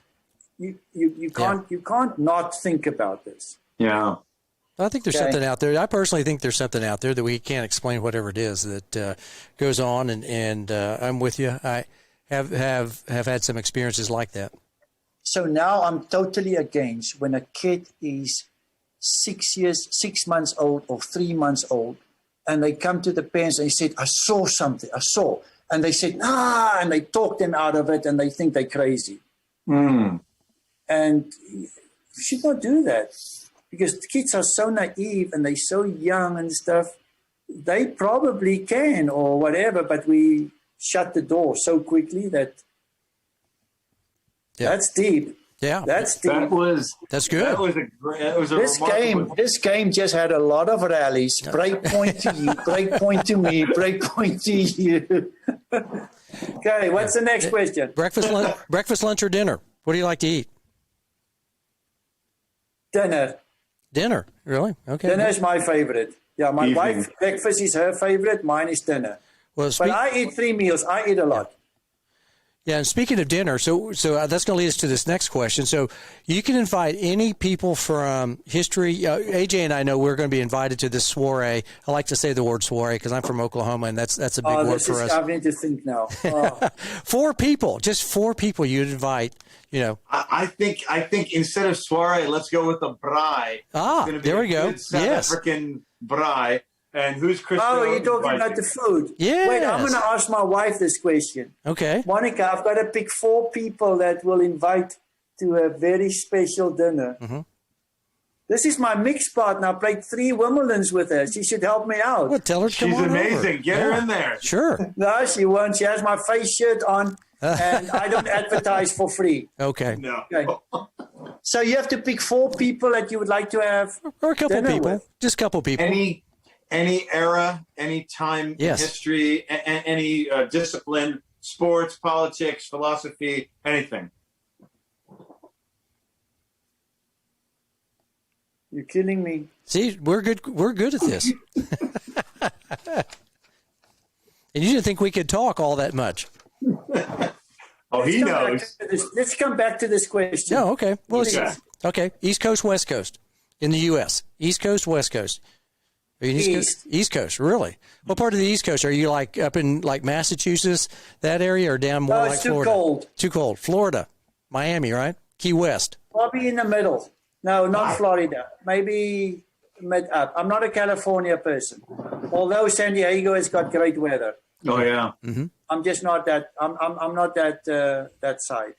Should be like Maryland or maybe. I think he's going to say South Carolina because that's where maybe he's about somewhere to compete. there. Maybe somewhere there. Yeah. Not all the way down because I don't like those no seams in Florida. Oh yeah. I played there before. And they bugs. bit me while I ran to the net to volley.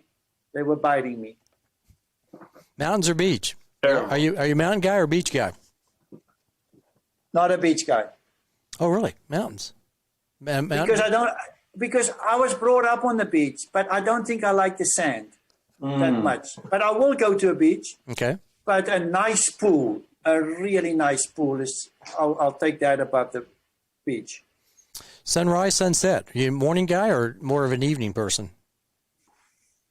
Probably evening. Yeah, evening.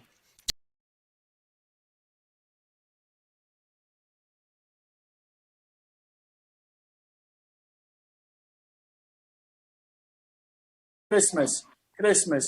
Oh, really? Christmas. That's good. What do you like to do in your spare time, in your spare moment? Is there anything you like to do in your spare moment besides talk to us? I think golf. Like golf. Oh, really? Yeah. Yeah, I love golf. Now I haven't done it a lot the last 4 months or so, but I love golf. I can go every morning and practice golf. Don't need to play. I can play 3 rounds a month. I'll be happy with that. But I would just go again, like my tennis. Sure. I could just go and practice golf and practice. I bought the Rhapsody the other day for me. You did. The Rhapsody is at launch monitor to know how far I hit the ball because I want to know how far, what club to hit 100 yards or 125. And All right. Now we're in the third part of the third set. All right. This is it. We're rounding the stretch right here. What's your favorite tournament? Queens. Really? Queens Club. Just before Wimbledon. It was a great tournament. I thought that tournament, it had perfect grass. It was just perfect. I got, probably because I did well there too. Of the slams, I thought, listen, I liked most of them, but I thought the Australian Open was just so special if you were a player.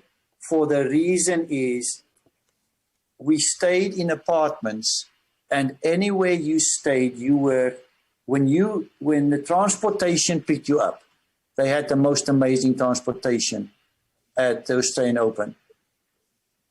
When they pick you up, within 20 minutes, you were in your locker room, and they would drive you underneath. You would walk. There was no people around, and you go through 2 doors, and you're in your locker.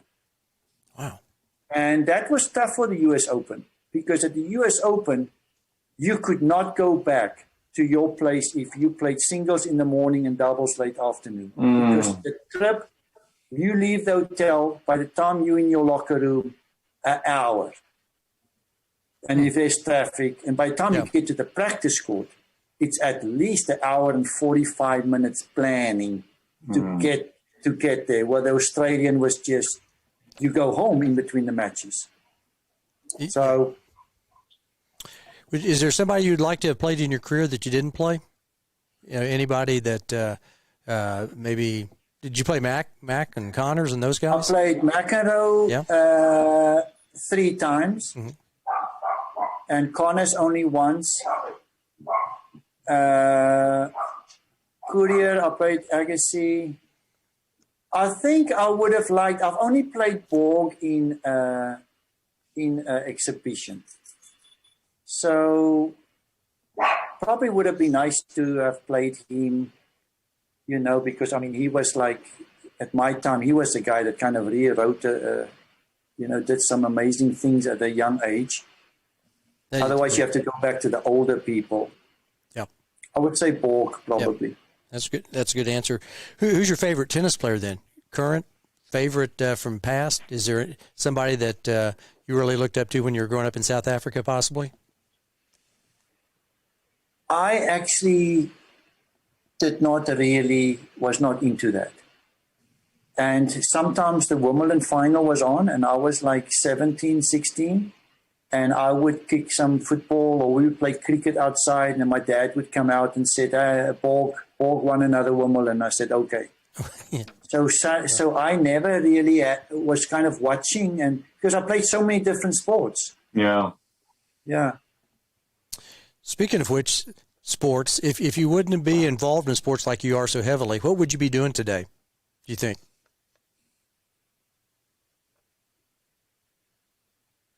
If it wasn't sport, I think I could have been an okay architect.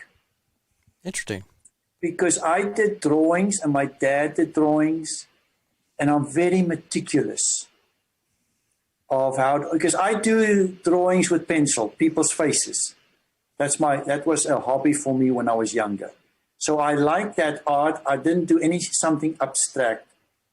And when you had to do woodwork and stuff, you had to be very precise in how you draw the lines, and then you have this one at the top. How would it look from the bottom? So I think it's probably architect, or like these things that's got to do with 3D printing, where you design some things and print it and make it from scratch. Really nice. That'd be really cool to see some of your drawings. I'd like to see some of those. Maybe next time we can have you back on at a non-Valentine's Day. Then maybe we can see some of your drawings. I drew my wife. Yeah. So she had to say it looked good. I actually, the year she didn't come to the Australian Open, I had a picture. So I said, I have nothing to do. So it took me about 13 hours over a period of a week in the apartment, because you go back. In England, we used to build puzzles. That was puzzle. July was all puzzles when you hold and you eat and you rest. In Australia, I said, okay, I'm going to draw. So there I would draw some pictures and stuff. And my dad used to do it too. Interesting, yeah. So he gave me a few tips about drawing and stuff. Last question. Here's the big one right here, and then we'll let you go. All right. If you could wave the magic wand in the great game, if you could, if you were the commissioner of tennis and you could do anything you wanted to, is there anything that you would change about the great game, or just leave it alone? I would let them play. Well,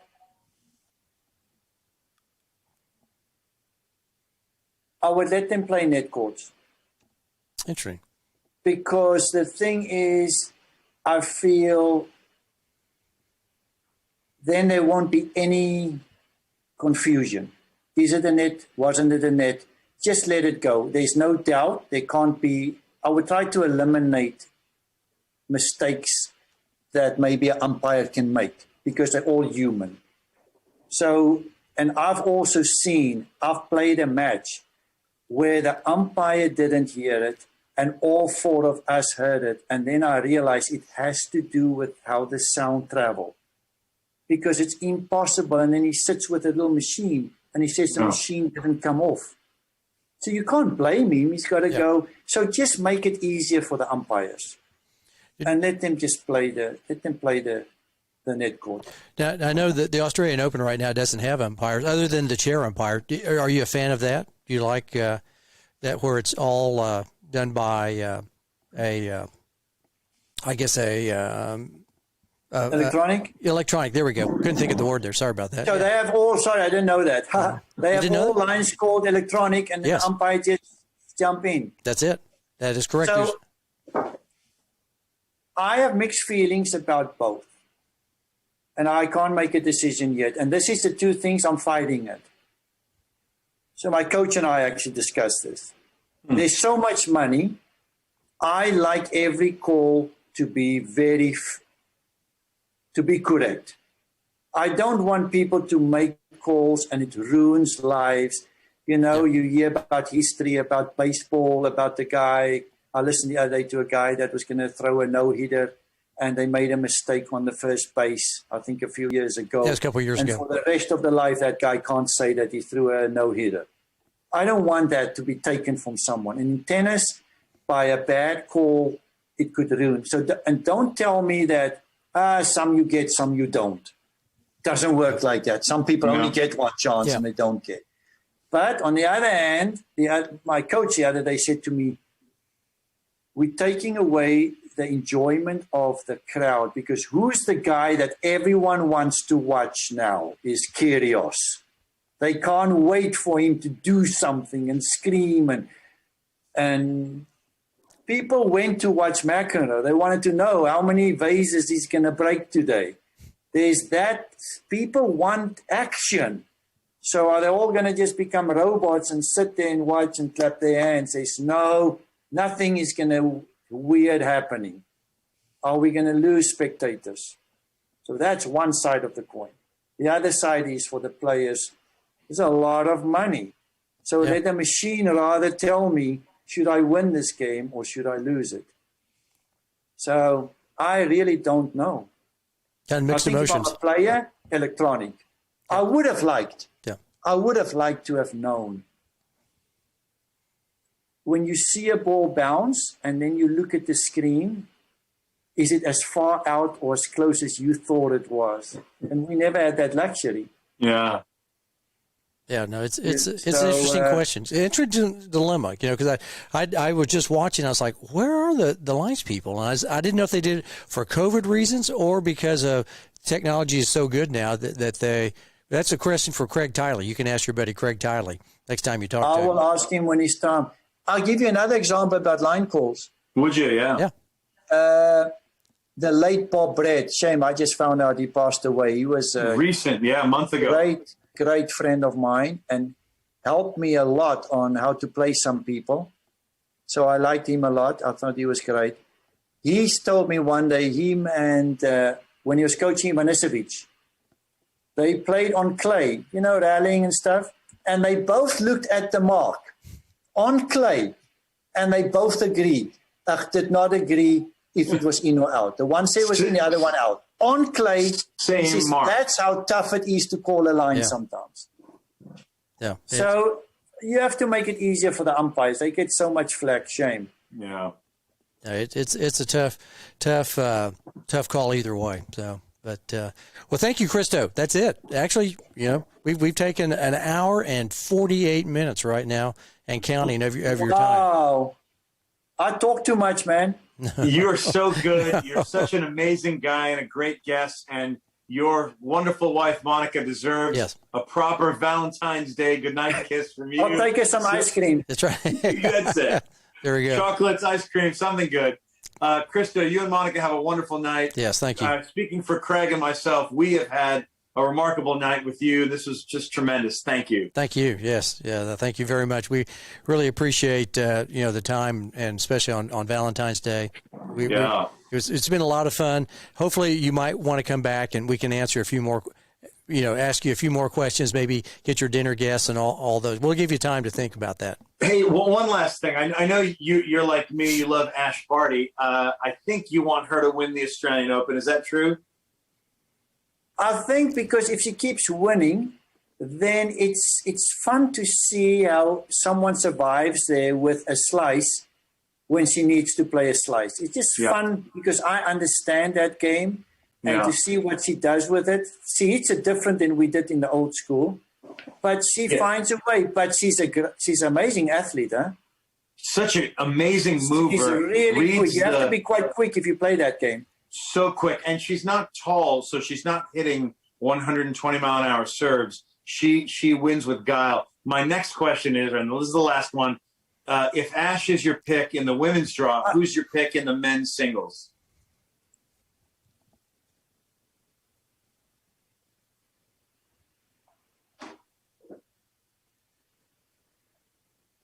I'm probably going to go with Djokovic.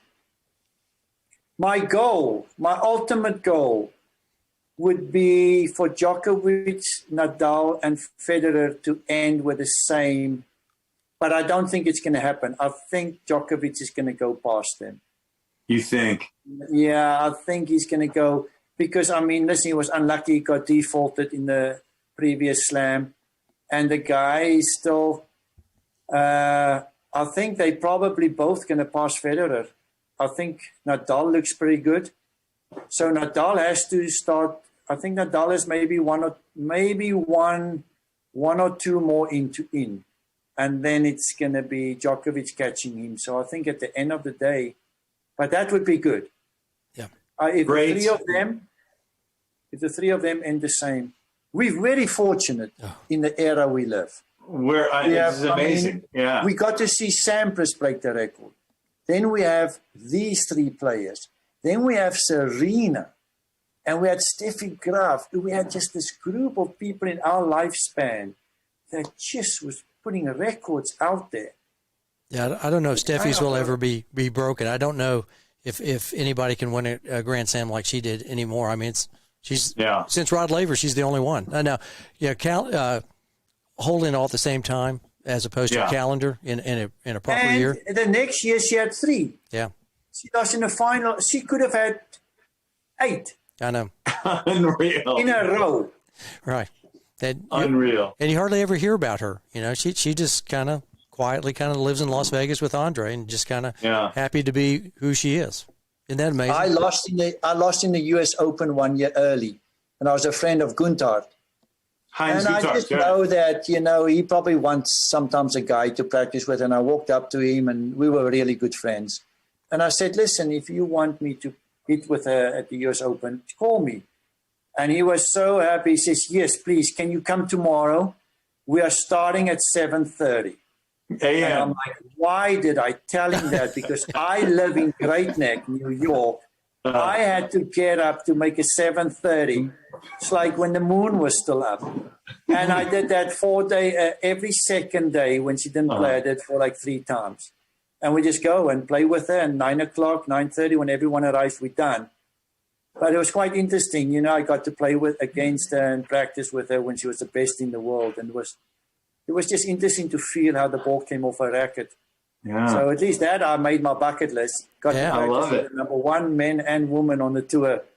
So that's pretty cool. Pretty special. Lendl and Grass. That's incredible. At 7:30, we're not going to let you get up at 7:30 in the morning. You don't have to do that anymore. 5:30 in the morning to get from Great Neck over to the U.S. Open. So you don't have to wake up that early tomorrow.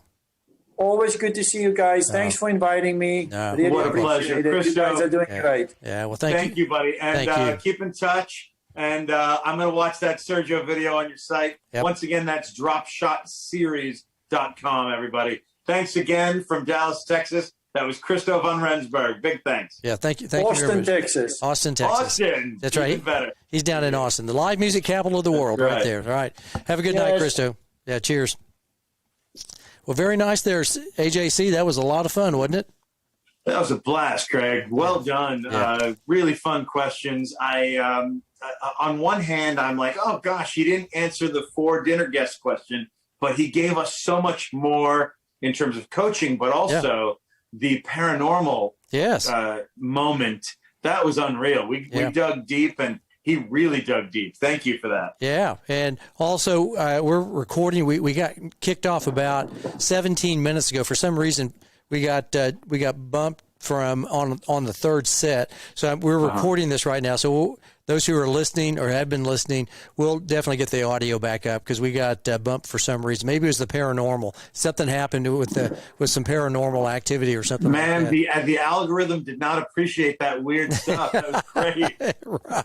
Yeah, but we got over an hour of solid of talking in. So that would be probably about we got, let's see, about an hour and 34 minutes, something like that, 35 minutes. I was struggling online right there. I was watching some stuff, but we'll get the audio up and should be able to listen. Well done. Okay? It is 11 Eastern, 10 Central, and we are so proud to have had a Grand Slam champion during Grand Slam. Yeah.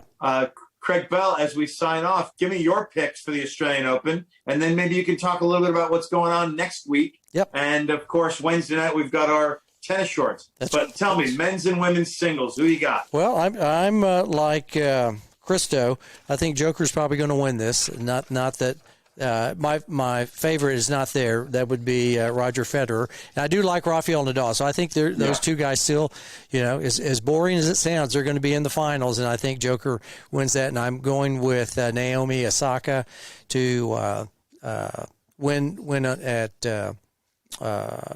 at the Australian. I was about to say Wimbledon. I had Wimbledon on my mind, and so I think she takes it. Though even though Serena's looking kind of good. I mean, she's not playing badly right now. I'd like to see Serena maybe get over that hump. She seems a little bit more at peace. I was talking to my sister, who's a huge Serena fan today, and she's like, Serena just seems so jovial, and I think that Jelena Doncic, who's been asking her some questions about at the end, I think she's done a really good job. My sister was asking us, who is that gal? And I go, well, she used to be on the tour, and she's been asking her some non-tennis questions there at the end, and I think they've been kind of fun, kind of showing Serena's other side and kind of talking about her house and different types of just non-tennis things that I think that it's been kind of interesting questioning.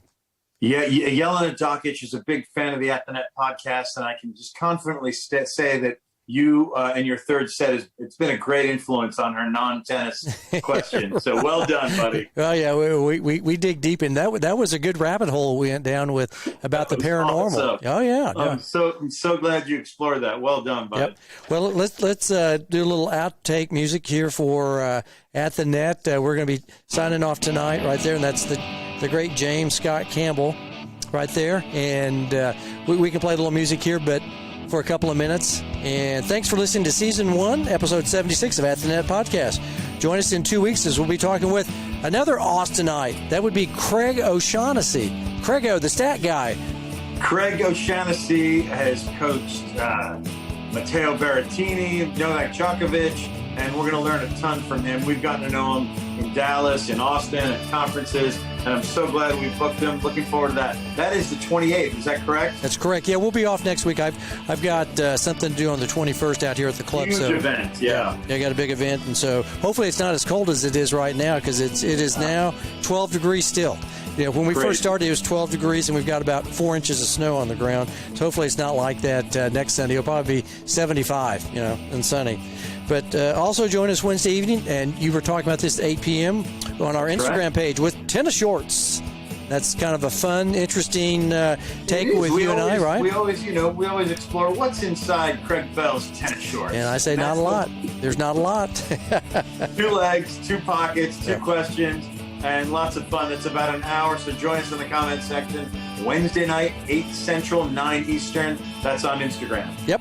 And lastly, be sure to tell a friend of friends as we like your peeps, and hopefully they'll like us as well, AJ, right? That's right. Hit the like button, subscribe, share. Yep. You know what to do. And keep being a nethead. We love having you. That's right. You. Yep. And that's the tennis news as it seems to us. Good night, everybody from Dallas, Texas. Good night. Thank you.